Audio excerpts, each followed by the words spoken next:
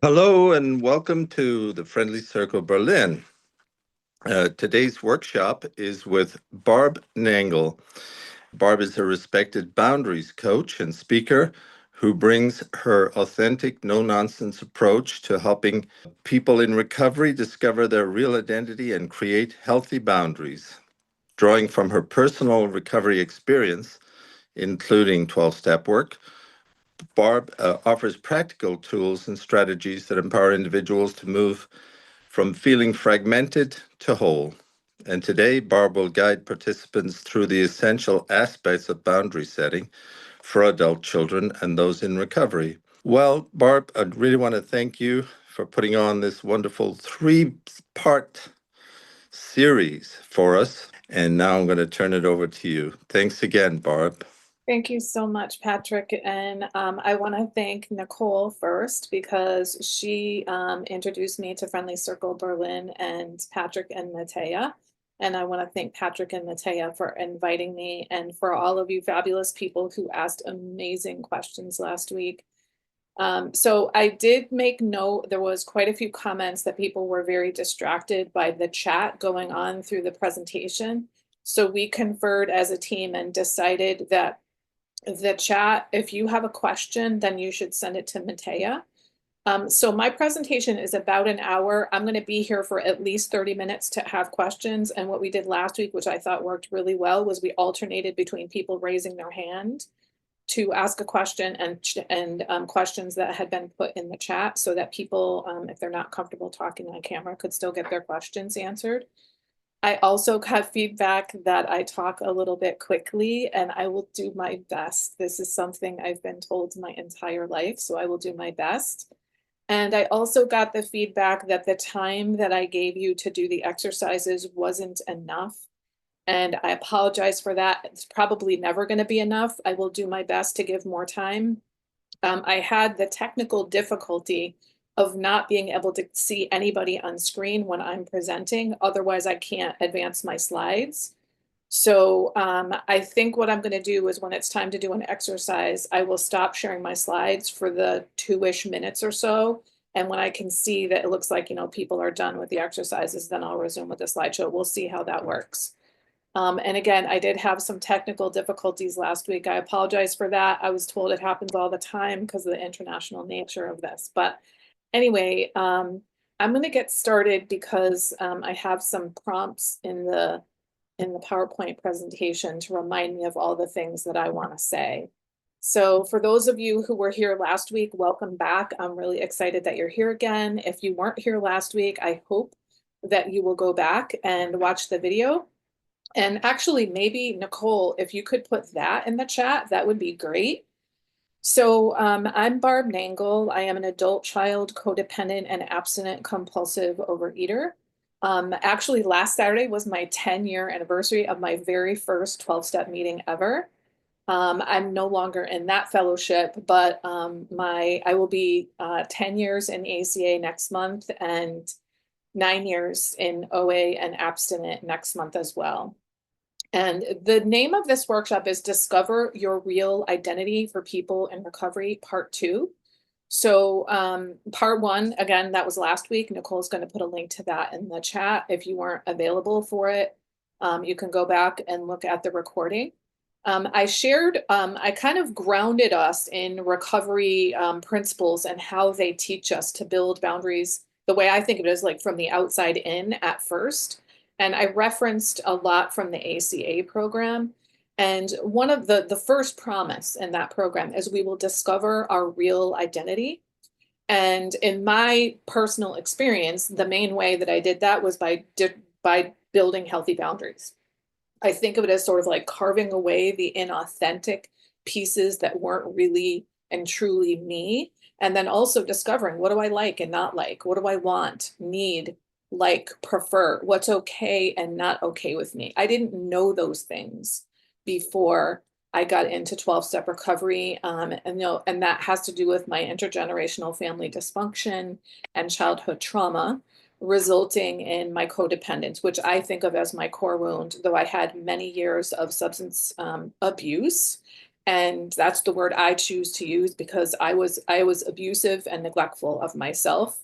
And then I've been a compulsive overeater probably since my early 20s. And by the grace of God, I will continue to be an abstinent compulsive overeater for the rest of my life. So there are also a set of worksheets that have been put in the chat and will be put in the chat again and again. If you can't print them out, you don't need them. I just thought it would be easier for people if they can print them out. You could literally write this stuff on a blank piece of paper. And last week we went through worksheets 1 through 4. Today we're going to go through 5 through 9. So if you are printing them, you only need to print 5 through 9. All right. So these are my recommendations. You can do whatever you want. So the printed worksheets, great. If you can print them and you want to use them, fantastic. My recommendation is that you have a separate piece of paper on which you write your questions for me. And then you have some kind of a notebook or journal where you keep your notes. Because if you write your questions in the middle of the notes, you might not be able to find them. This was a suggestion when I piloted this workshop with other people. So these are my recommendations. You can do whatever you want. All right. And then I give you permission to practice building boundaries for as long as necessary without shame and guilt. So you might want to take a screenshot of this and maybe even print it out and write your name on there. And look, it's official. It's got a little stamp on it. It says Boundary Builder. So this is for you. Like, you get to make mistakes because you cannot build boundaries without making mistakes. It's an experimental process because most of us don't know what our limits are.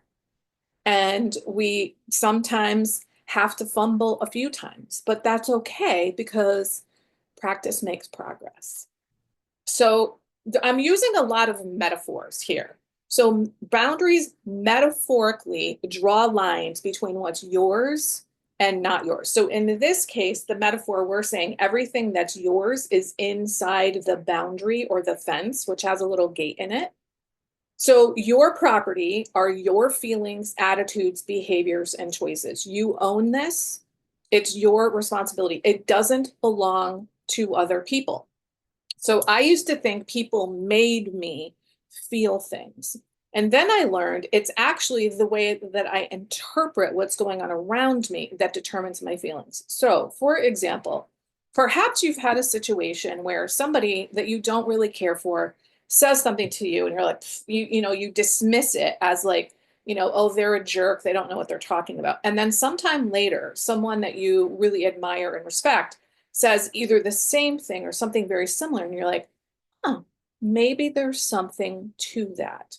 That is a perfect example of how it's not what they do, it's your interpretation of what's going on that causes you to feel that. So I know this one coach, and she gives this example. Let's say that you have brown hair, all right? And somebody comes up to you and they're like, you have blue hair. Well, you don't care that they say that you have blue hair because you don't have blue hair. It just rolls right off of you. But if someone comes up to you and says, you're stingy, and you have even the tiniest little doubt about whether you're stingy, or you're super fixated on what other people think about you, you're going to be like, oh my God, they think that I'm stingy. And it's going to like give you maybe guilt and shame and stuff like that. So you're going to have all these kind of feelings. Those are your feelings. Those people are not giving them to you. So that's your property. Your attitudes are yours. For many of us that are in recovery, we grew up in dysfunctional families, and we're always adopting attitudes that are given to us from our families. But the problem with dysfunction is that many of the attitudes we have are dysfunctional. So I'm going to share one from my family that may not sound like a big deal, but it is. So the attitude in my family was that rock and roll is real music and other genres of music are crap. And when I was 8 years old, I remember being on the playground and there were other little girls who were looking at magazines with like Donny Osmond and Michael Jackson and the Partridge Family. And I judged them as not knowing what good music is. Now, I was 8 and I already thought that way. So what this means is I grew up not taking account of any other genres of music and thinking that me and my family were superior to other people because we knew what real music was. And in the first couple years I was in recovery, I was driving down the road one day and the song Hotel California by the Eagles came on. I love that band. They have like 1,000 amazing songs, only about 6 of which they play on the radio. And I was like, that's it. I can't hear that song one more time. And I hit the scan button on the radio so that the radio would just randomly pick up like the next song. And I decided, I don't care what genre it is, I don't care what station, the artist, the album, the year, who wrote it. Either I like the way it sounds or I don't. And it turns out that I like pop music, I like dance music, and I like some indie rock music. But I didn't know that because I internalized this attitude. And the thing is that so many of us have attitudes that we think are the truth. And then there's our behaviors, very similar to feelings. We feel like people make us do things. And the reality is, people don't make you do things. You are not a marionette and someone's pulling the strings. You have choices. And so, speaking of choices, we always have choices. The problem is that we often don't feel like we have choices. And in my opinion, learning how to build healthy boundaries is all about learning to make choices in your life. So I was talking with this woman one time, and she said to me, so apparently 20 something years ago, she had inherited a family business from her dad that she did not want. And she said to me, I didn't have a choice. I was a single mom with 2 young daughters. And I was like, actually, you did have a choice. You could have let the business fold. You could have sold the business. You could have hired a part-time person so that they can help you build up your business. You could have brought in a partner. I've literally spent about 3 seconds thinking about the choices that you had. And it's really unfortunate that way back then you felt like you didn't have a choice. But what's even worse is that these last 20 years, you've still believed that you didn't have a choice. And you've taught that to your daughters, that they don't have choices. And she was like, oh my God, because the same thing happened to her dad. He inherited the family business that he didn't want. So this was a lesson that was brought down through her life. And she was like, oh my God. So you always have choices. Your choices may be horrible choices to choose between. So some people might say, I can't call in sick to work because I will get fired. I don't have any more sick time. I don't have a choice. Actually, you do have a choice. You could be willing to get fired and stay home and take care of yourself. If that's not a good choice to make, but you always have choices. And if you choose to go to work because you don't have sick time and you don't want to get fired, you own the responsibility for that decision. You get to stop blaming the boss, the company, the policy, healthcare in general. You get to take responsibility for the choice that you made and go to work and be at work sick rather than be at work sick and utterly miserable and blaming everybody else. So all these things inside the boundary belong to you. They are your property and they do not belong to other people. Similarly, the things on the outside of the boundary are not your property. So other people's feelings, attitudes, behaviors, and choices are theirs. They're not yours. So I'm going to give you some examples. If someone else is miserable, it's not your property. It's not your job to make them happy or to cheer them up. If someone is abusive and dysfunctional, you don't have to put up with that stuff, but it's not your job to fix them. If someone just can't be the loving, caring, nurturing person that you want, need, and deserve them to be, you cannot contort yourself enough to turn them into someone different. That is their property, it's not yours. Other people's consequences. This is a huge one for people with poor boundaries. We tend to step in the way, I call it buffering other people from the consequences of their behavior. The natural order of things is this. If you engage in negative behaviors, then you are the one that should reap the negative consequences of that. So if you keep stepping in and fixing things for other people and buffering them from the consequences of their behavior, you're not only getting your own negative consequences from your behavior, but you're getting other people's, and you're probably not doing it to just one person. This is their property, not yours.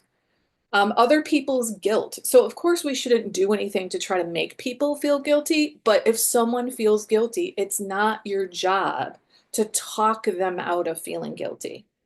Other people's problems. This is another huge one for people with poor boundaries. We tend to take on other people's problems as if they are our own. And we tend to feel like all that, the stuff and the stress, and then we get upset, like, why am I more invested in your problem than you are? And that's because it's actually, you're taking responsibility for something that is outside of your boundary. It's not your property, it's their property. Other people's addiction and dysfunction. Like, you can't get someone sober. You can't drag them into rehab, right? And even if you did, you can't make them get sober. It's their recovery. It's their responsibility. If someone is doing something self-defeating, sort of like shooting themselves in the foot is an expression we use in the United States, you can't stop them from doing that. You can pray for them, and it is wonderful to help people. But if you're going to help someone with something, please get their consent. Do not jump in to help people unless either they've asked you for help or you have gotten their consent and they've said, yes, I want your help, because it's not your property. And also, if you're going to help someone out, it should be something they're actually doing because you're choosing to do it, not because you feel obligated or compelled to do it. If someone else is just in complete denial or just doesn't get it, it's not your job to bring them to clarity. That is their property. It is not yours. And then other people's hopes and dreams, they belong to them, not you. This is especially difficult for parents. Of course, we want to support our children's hopes and dreams, but it's not our job to make them happen. In the United States, we've had this expression for some time now where people are helicopter parents. In other words, they hover over their children and they're watching everything that they do. Well, now I've heard the term Zamboni parents. So Zamboni is the type of machine that smooths out the ice on an ice rink, either between periods in a hockey game or between skaters for ice skating and that sort of thing. And so the idea is that the parents come in and smooth the way for their children and make everything happen for them. And it's not your job. You want to be supportive. And then there are other families who tell their children, this is what your dream is going to be. You're going to be a doctor because that's what we are in this family. Or you're going to be an engineer because that's what we are in this family. Or you're going to be a farmer because that's what we are in this family. And other people's hopes and dreams belong to them. They don't belong to you. So everything inside the circle is your responsibility, and everything outside is not your responsibility. In fact, it's none of your business. So I want to bring us back to the Serenity Prayer. Personally, I believe that the Serenity Prayer is all about where's the boundary, the wisdom to know the difference. Accept the things I cannot change. That's the stuff outside my boundary. Courage to change the things I can. That's the stuff inside my boundary. So I did a visual on that. So we want to accept the things we cannot change, people, places, and things outside our boundary. We want courage to change the things that we can, the stuff inside, and then the wisdom to know the difference. In other words, where does the line go? So what you're going to do now is pull out worksheet number 5. And I want you to think about what is your property that you've been making other people responsible for. And I want you to pick 3 things, and I want you to write them inside the circle. And then what is other people's property that you've been taking responsibility for that's actually not yours? And I want you to put it outside the circle on those 3 lines. So I'm going to stop sharing right now. Let me leave it for a moment, because if you don't have the worksheets, I want to give you some time to do this. So I'm going to leave it up for 30 more seconds, and then I'll stop sharing so I can kind of see what people are doing. And I'll give you somewhere in the neighborhood of 2 minutes to work on this. All right, here's another thing about boundaries. This was huge news to me, that people with healthy boundaries let good things in and keep bad things out. I think most people get the idea that having boundaries is sort of like about keeping bad things out. So when I say we want to let good things in, I mean that which nurtures us. And when I say we want to keep bad things out, I mean that which harms us. So I'm going to give you a few examples from my own personal life. So praise. I used to just be like, I would dismiss when people gave me praise. And one of my clients said it really well recently. She said, if somebody praises me, I was brought up that I have to do an exchange with people. Like if you do something for me, I owe you. So I have to praise you. Or if I can't, then I have to dismiss what you're saying. And I was like, that is so well said. That's such a good explanation.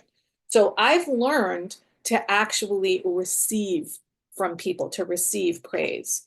Um, Hobbies. I'm definitely getting better at this. I have started having craft days like once a month at my home. A friend of mine in recovery and I were talking about how we love doing crafts and we're just not doing it as often. So we were like, hey, let's organize it and do it together. So, and it's almost always people in recovery because that's who I hang out with. But it really helps me to schedule it and to do it with other people. Support, to me, help is more like a one-shot thing. Support is sort of continual. I'm in the first and only healthy relationship, a romantic relationship of my entire life. We've been together for 6.5 years. And all of my life, my relationships have been like this. Barb gives this much support and the other person gives this much. And in this relationship, it's more like this. And this is partially because he doesn't work and I do. And also, he's very handy around the house. So he does things in my condo for me that I don't know how to do. And I could not have tolerated this before. So I allow support in, I welcome it. Same thing with help. I love help now. I ask for help from my higher power, from other people in recovery, from friends, from experts. I used to feel like I had to know how to do everything and I had to have the answers for everything, and something was broken in me or I was somehow weak if I asked for help. Learning to ask for help has been just an enormous part of my recovery. Compliments, very similar to praise. Actually, let me just go back to that so you can see, like, these are just a few. There's so much more than this, but I'm just wanting to give you an idea of some things that I'm allowing in. And then bad things that harm me. This is just a teeny tiny little example of things. There's so many more. So energy vampires. These are people that just absolutely drain the life out of me. I didn't know that I don't have to keep those people around. I didn't know that I can put limits on those people and be like, you're not riding in the car with me. Like, I will spend time with you, but I'm not driving. Like I can't have them that close. Or I'll talk on the phone with you, but it will be for 20 minutes, not 5 hours, like when I first got in recovery. I abstain from all alcohol, drugs, and sugar. This stuff harms me. It is toxic to me. I live like a very life of moderation, and I'm clean and sober and abstinent. Angry people. So if a regular person gets angry from time to time, that's fine. I can handle that. But if you are in general an angry person, I that is not something that I want to have anything to do with. I can't have people like that in my life. It is very disturbing to my nervous system. And I just am not around people like that. And if you have someone in your life that you somehow feel like you have to be around, then find ways to put limits on your exposure to those people.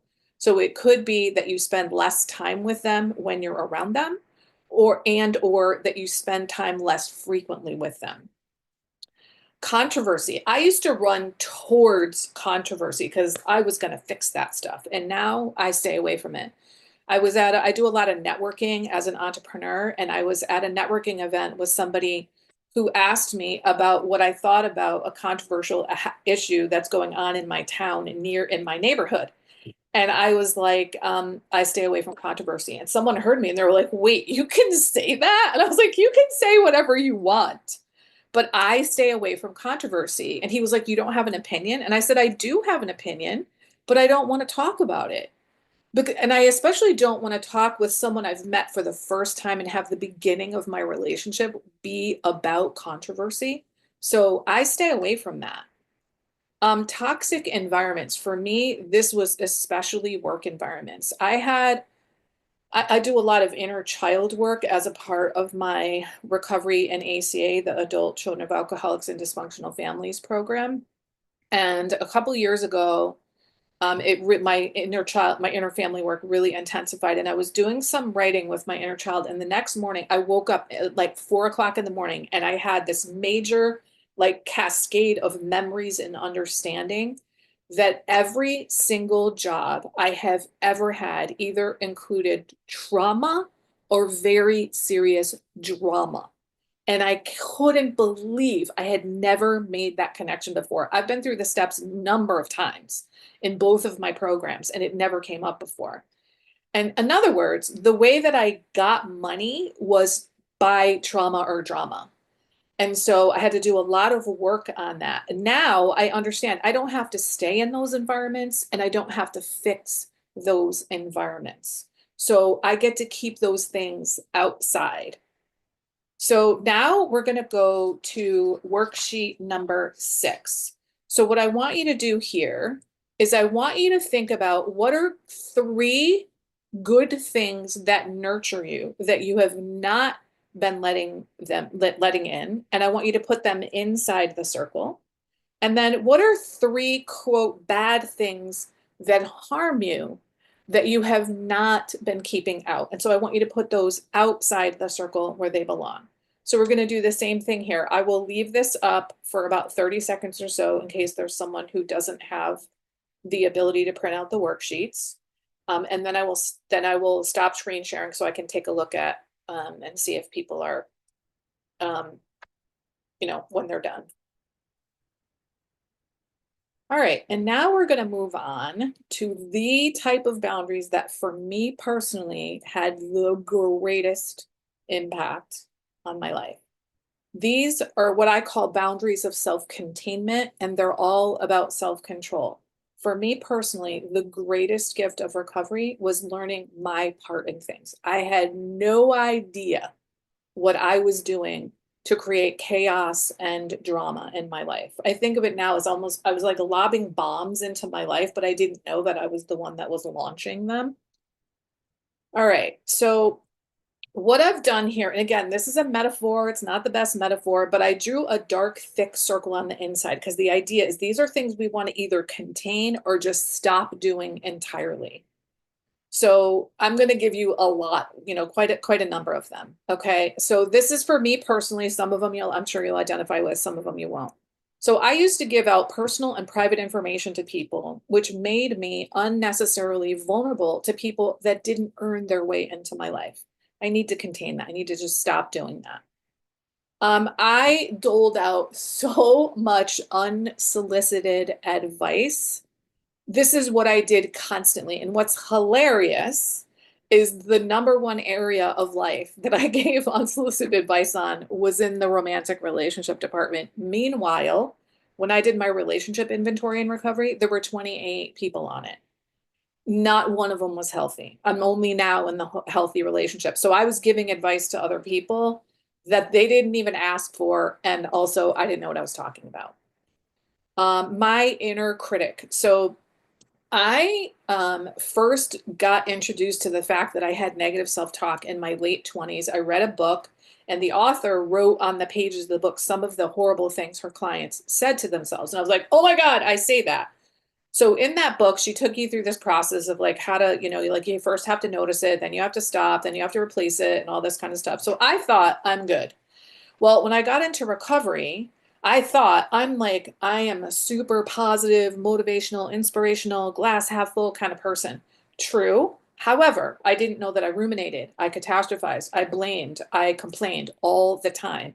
And for me, my inner critic is much more about feelings than about actual words. But now when that comes up, I know, I spot it, and I know it's my job to change it. I call it changing the channel. If I'm complaining, it means I'm acting like I have no power and I can't do anything about something. I'm acting out of victim mentality. That's a sign for me. Like I need to stop that behavior. I over explained everything. So on some level, I was trying to convince people, you need to listen to me because I know what I'm talking about and I'm right and you're not.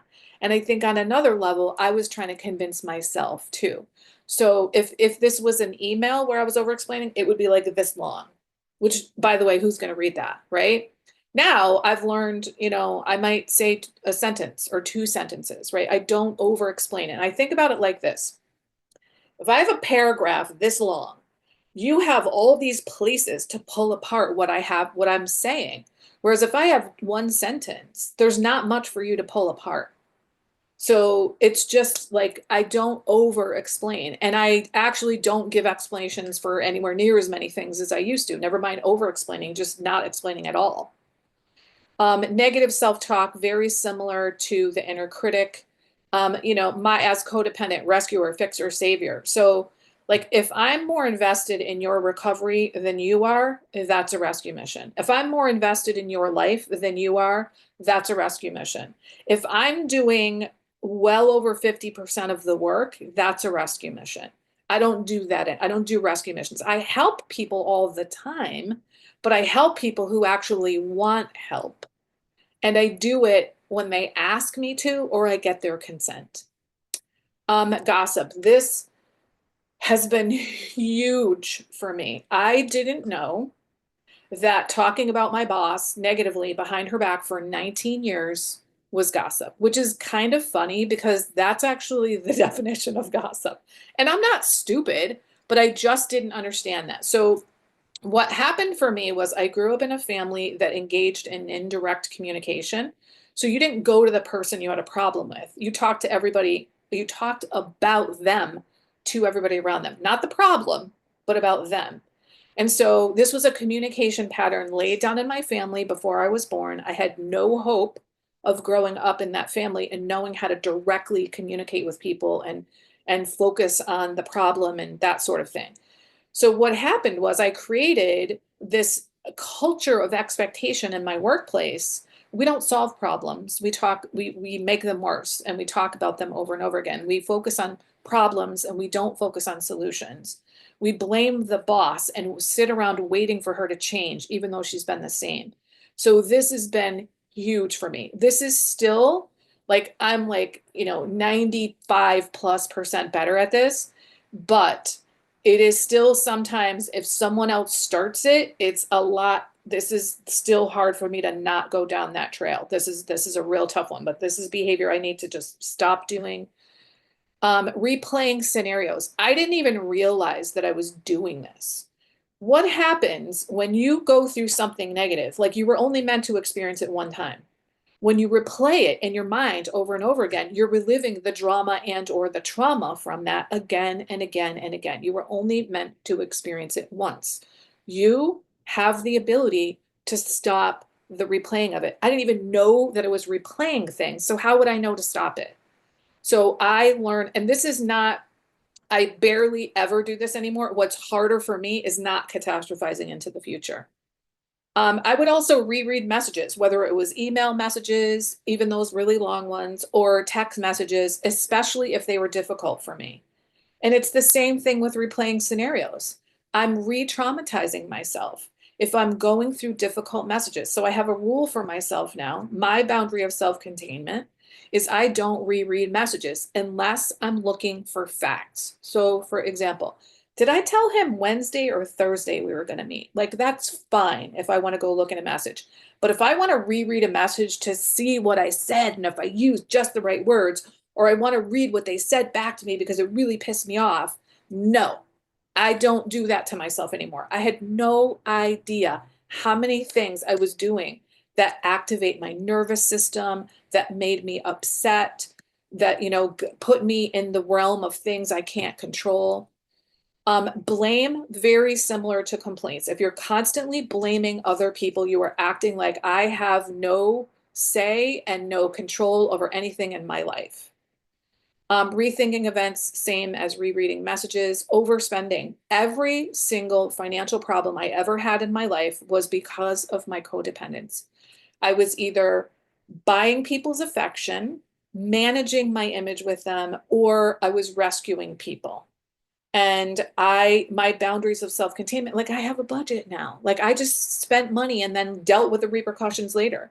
I actually ended up in 1999, I declared bankruptcy because my student loans came due and I couldn't afford to pay them and the credit card bills because I had so many of them and they were all from that codependent behavior. That took me until I was in recovery to see that. I call it living into the wreckage of the future. Some people call it catastrophizing. This right here is the hardest thing in my life to not do this. I'm way better at it than I used to be. I didn't even know that I was doing it. And so I don't do it all the time. And it's a lot easier for me to catch myself. But this is where my mind wants to go. So one of the things I've realized is that some of these things, the ones that I put in red, really only affect me. They put me in harm's way, or they activate my nervous system. They make me relive drama and trauma, that sort of thing. The things in blue don't just affect me. All of these affect me. The things in blue also affect other people. So maybe they create chaos or dysfunction in the environment around me. So we need to set boundaries and we need to respect boundaries. So what we're going to be doing in the worksheet number 7 is thinking about boundaries of self-containment. So in the top circle, I'll show you the handout in just a moment. You're going to be saying, what are the boundaries of self-containment I need to take care of myself? What's putting me in harm's way? What's making me unnecessarily vulnerable to other people? And then in the bottom circle, what are my boundaries of self-containment that I need to stop creating chaos or creating a harmful environment for myself and others? So on the worksheet, it actually has, them on top of each other rather than next to each other. So again, I will leave this up for about 30 seconds or so, and then I'll stop sharing so I can take a look at what people are doing.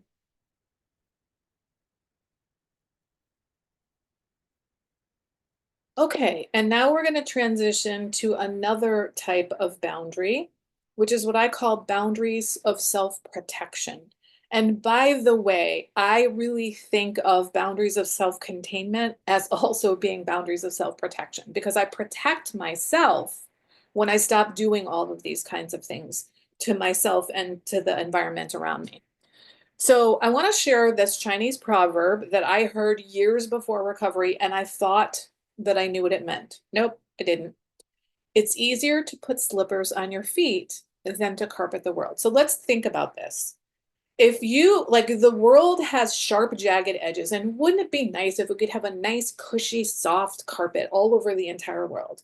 Obviously, that is ridiculous because of the amount of time and energy and effort and resources it would take to put carpet over the whole world. It would be a lot easier to just put slippers on your own feet. So this is a metaphor for when we're trying to control people, places, and things. We want everybody to do things our way. And instead of trying to get everybody to be the way we want them to be, we can put slippers on our feet. So what are the metaphorical slippers you need to put on your feet? So I'm going to give you some of my own examples.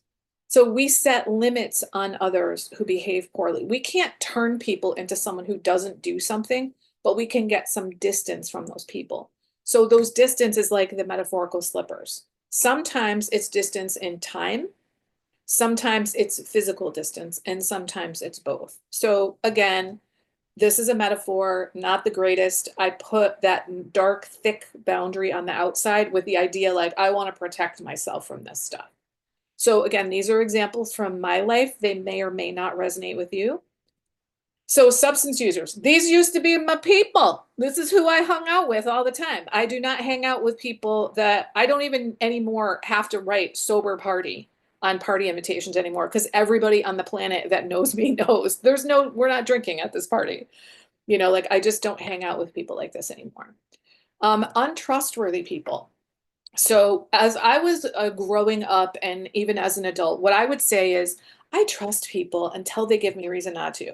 Wrong. That was a lie. I trusted people even when they gave me reason not to. I have now really internalized that trust is something that can only be built over time. It's a pattern of behavior, and we can only see patterns of behavior over time. So I don't like put on the rose-colored glasses and be like, "Oh, they didn't mean it," or, "I know it happened before, but it's not going to happen again." Like, I pay attention to what people are doing, and I allow I allow myself to spend time with people and see how do they respond over time. The news. Okay, so I have been not watching the news or politics for just over 10 years. It started because, I'm pretty sure I didn't tell this story. So the thing that landed me in recovery is that I befriended a homeless man from my church. His name was Dan. And I also, at the same time, started volunteering to serve a project that served homeless people at my church. And I felt like this was like a higher powered moment, that as I'm doing this project, I meet a homeless person to know as a friend, so that I can get to know things about homeless people so that they're really personified for me. They're not like the homeless, but people. And that's true. It actually was very helpful.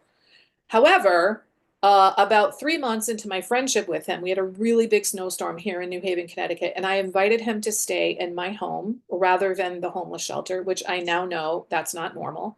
And he did. And then another time and another time. And then within a few weeks, he was practically living with me. And it wasn't long after that that I felt trapped in my own home and I hit my codependent bottom.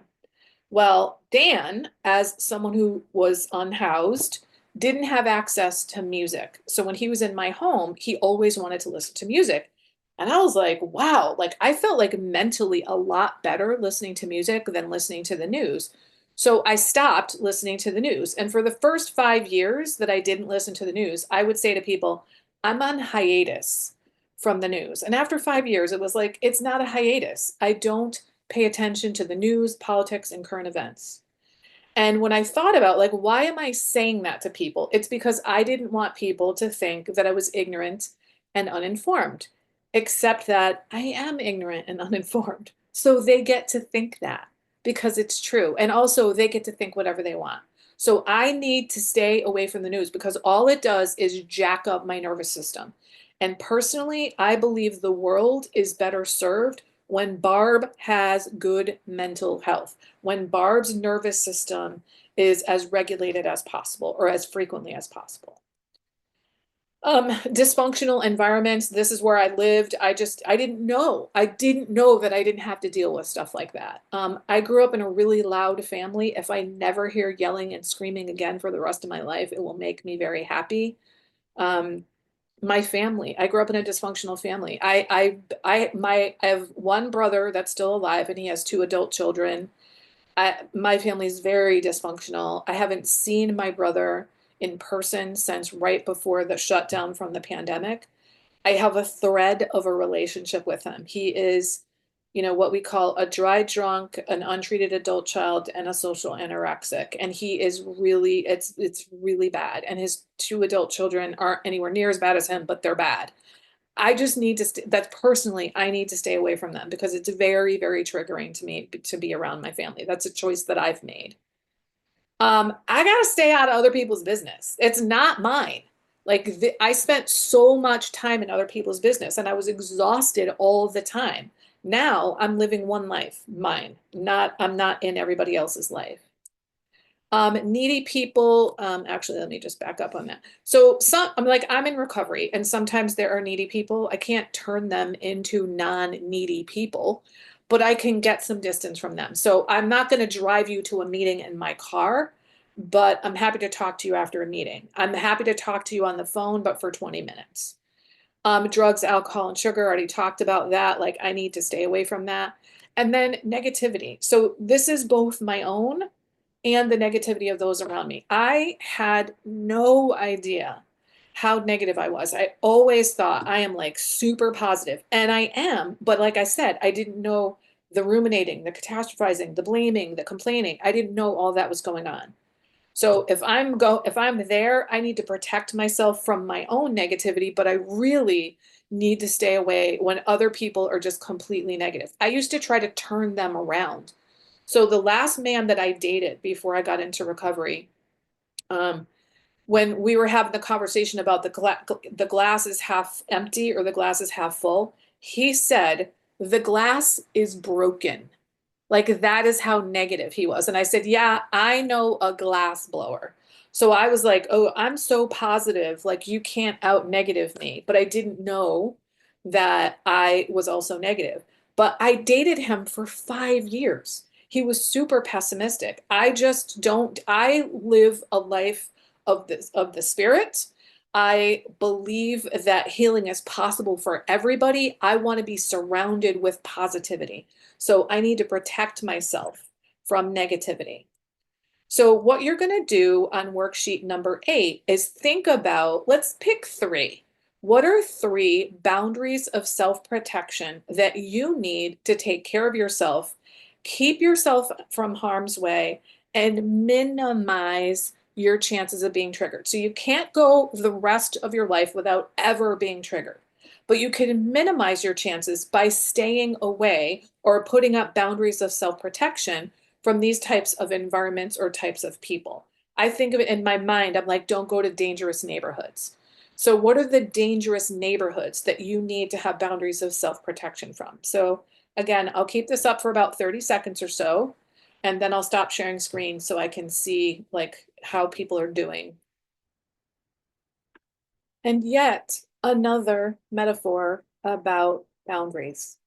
So I want you to think of these precious resources, love, money, energy, and time, as your property. You own this. So what we sometimes do is we leave the fence or the gate swinging wide open and we spill out our precious resources to other people. And in some ways, it's like we're letting them manage our property. For some of us, we have nothing left for ourselves because we've given so much away. For others of us, we may still have some left, but we don't give any to ourselves. So you want to make sure that A, you're not giving away all of your precious resources, and B, whether you give it all away or not, you want to make sure you get to be included to the people that you give your love and your care and your resources to. So when it comes to love, do you believe in treating people well, but don't give the same consideration to yourself? Maybe you rake yourself over the coals, but you would never talk to another person like that. That means you're not giving yourself the love that you might give to other people. You can still be very loving and giving to others. But if you give love to yourself first, you will have so much more to give. It's one of those resources that multiplies when you give it away. And you're also letting people know when you love yourself, you're like, this person deserves to be loved. You model for them, like, treat me lovingly without even actually having to say it. So you want to make sure you include yourself in the love you show and share with other people. When it comes to money, so maybe you're like I was, where you are fixing, rescuing, saving other people because you think they need you, or you're like, I have so much and they have so little. But if you want to give money away to people, then budget it and don't go over the budget. I love the expression we use in 12-step recovery, self-supporting through our own contributions. The type of people that I tend to coach are not letting other people be self-supporting through their own contributions.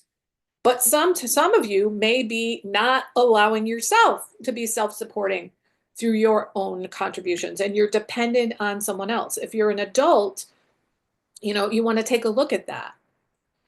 Maybe you are willing to splurge on something for someone else just like that, but you would never do that for yourself.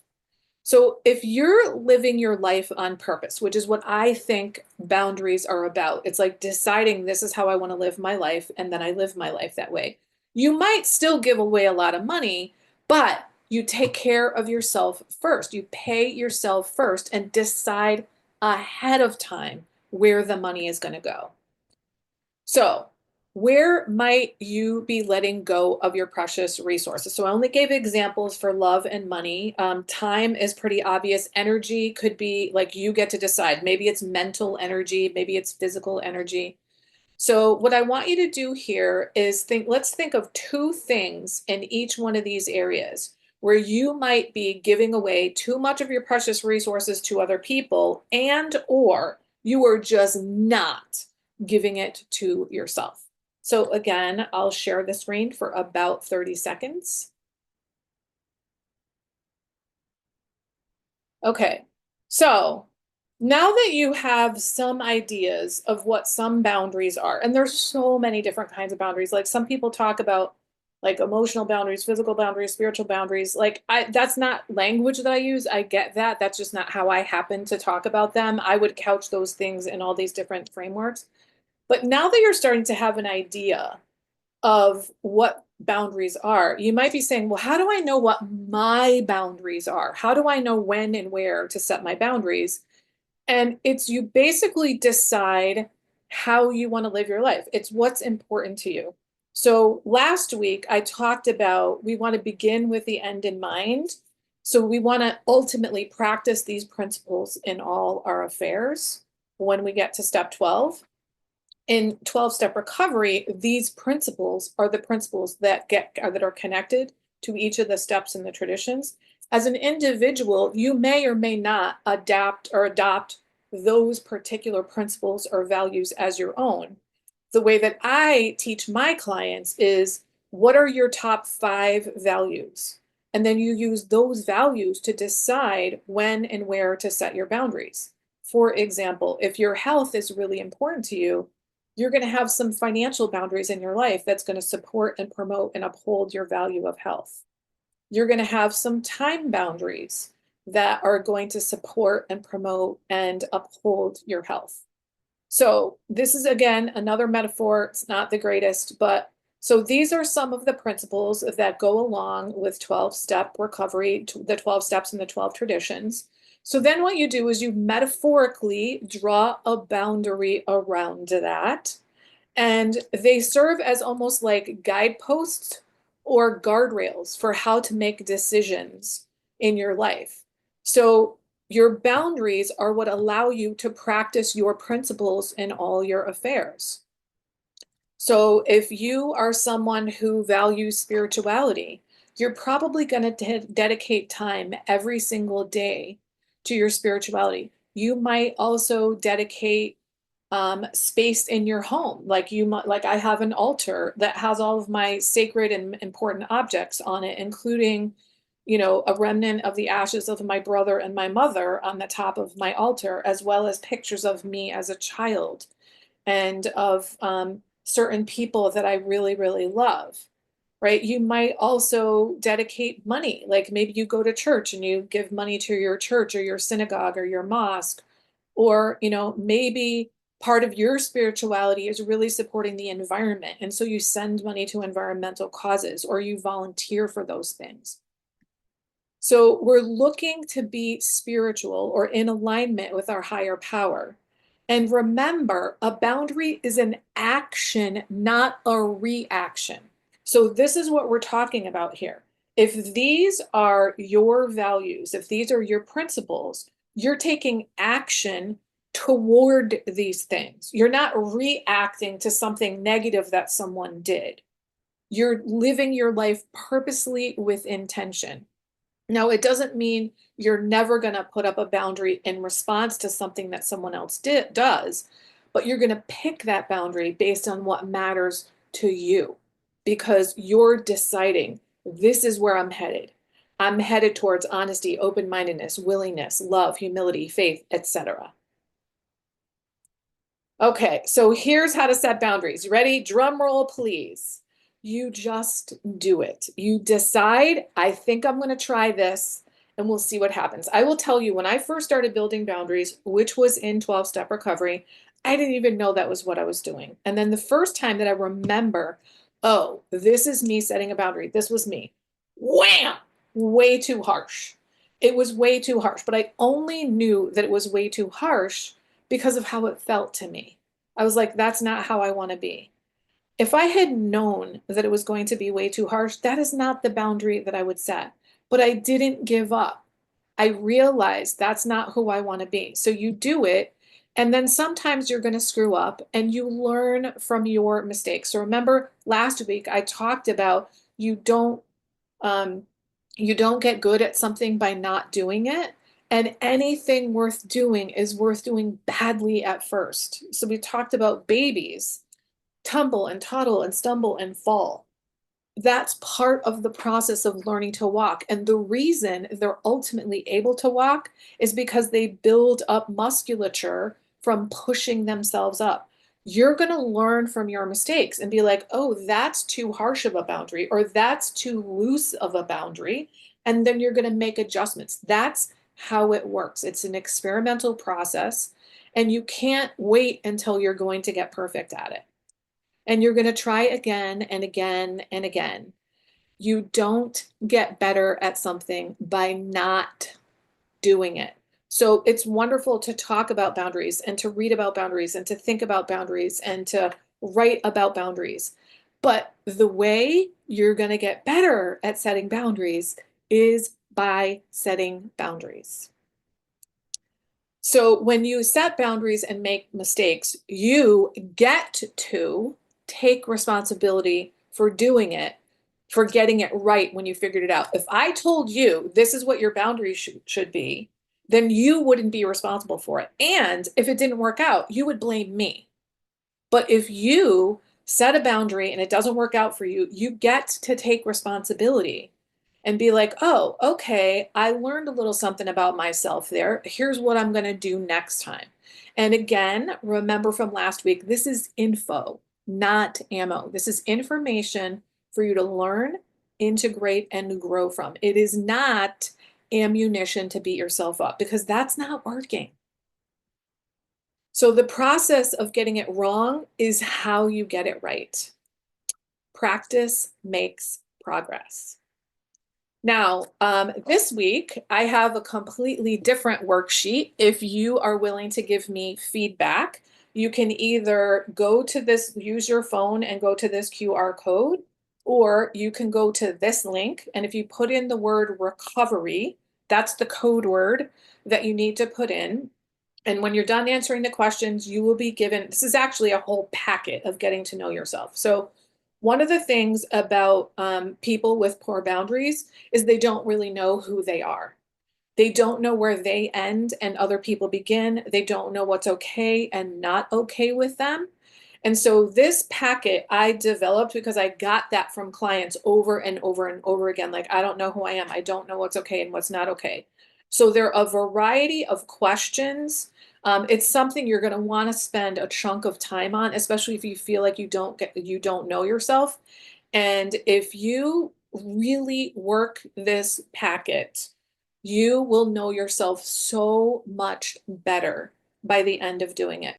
Well, Barb, you're just an amazing presenter. So that's all I can say.